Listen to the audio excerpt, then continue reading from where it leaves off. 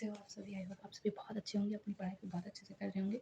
तो इस वीडियो में सीटेट के बारे में डिस्कशन करना चाहती हूँ कि सीटेट में कौन-कौन से सब्जेक्ट होते हैं, कौन सा सब्जेक्ट बहुत ज़्यादा रोल निभाता है और कौन से सब्जेक्ट में कितने नंबर होते हैं, मैंने कैसे सीटेट 3-3 बार पास किया है और सीटेट को इतने हल्के में भी मत लो। सीटेट आसान भी है, समझने वालों के लिए सीटेट आसान भी है, लेकिन इतना भी आसान नहीं है।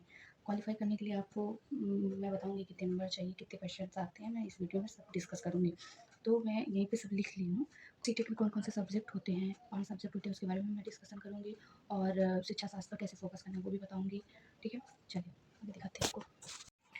तो सीटेट पीआरटी सब्जेक्ट में कौन-कौन से सब्जेक्ट आते हैं सीटेट पीआरटी में, मैं आपको बताती हूँ। CDP, EVS, math, Hindi, Sanskrit, ये दोनों लैंग्वेज होता है, Hindi language, Sanskrit, English language.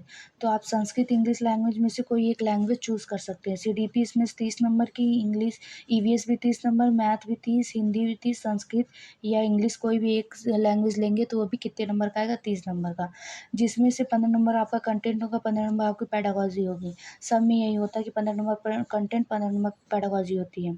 तो पहले क्या करना चाहिए, अब तक जितने भी प्रीवियस ईयर क्वेश्चन पेपर हुए, जितने भी पेपर हुए हैं, अगर आप उसको भी बहुत अच्छे से कर लेते हैं तब भी आप क्वालिफाइंग नंबर ला सकते हैं। क्वालिफाइंग नंबर क्या होता है, जैसे जनरल वालों के लिए 90 नंबर लाना होता है और ओबीसी, एससी, एसटी वालों के लिए 82 नंबर लाना ज़रूरी होता है।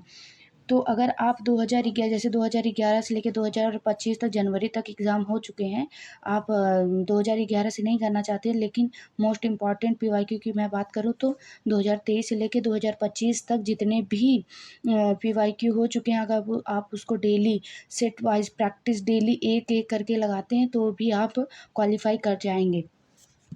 और मैं बताऊँगी सबसे ज़्यादा आपको किस सब्जेक्ट पे ज़्यादा, अगर आपको ये होता है कि हम किस सब्जेक्ट पे ज़्यादा फ़ोकस करके हमारा आसानी से सीटेट निकल जाए, तो सबसे ज़्यादा आपको सीडीपी पे फ़ोकस करना है। सीडीपी तो फ़ोकस कर, क्योंकि सीडीपी ऐसा सब्जेक्ट है जो आपको हिंदी में भी मदद कर देगा, आपको संस्कृत में भी मदद कर देगा।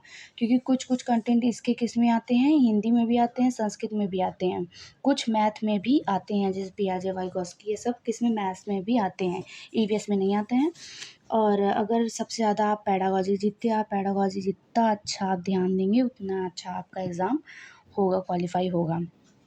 तो मैं बात करूँगी कि आप कैसे सीटेट की तैयारी बहुत आसानी से करें।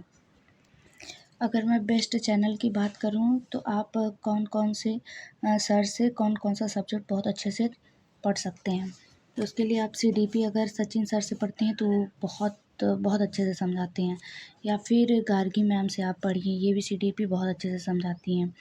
और ईवीएस की बात करें तो चंद्रा इंस्टीट्यूट में आशीष सर हैं, ये भी बहुत अच्छा ईवीएस पढ़ाते हैं। मैं एक चैनल की बात नहीं करूँगी कि आप एक ही चैनल पे सारे टीचरों से पढ़ें। एक ही चैनल पे एक ही जितने भी टीचर्स हैं सब सीडीपी, ईवीएस, मैथ, हिंदी वही सब टीचर्स पढ़ें। मैं ऐसा बिल्कुल भी एडवाइस नहीं दूँगी। आप अलग-अलग टीचर्स से पढ़ेंगे तो ज़्यादा बेनिफिट होगा।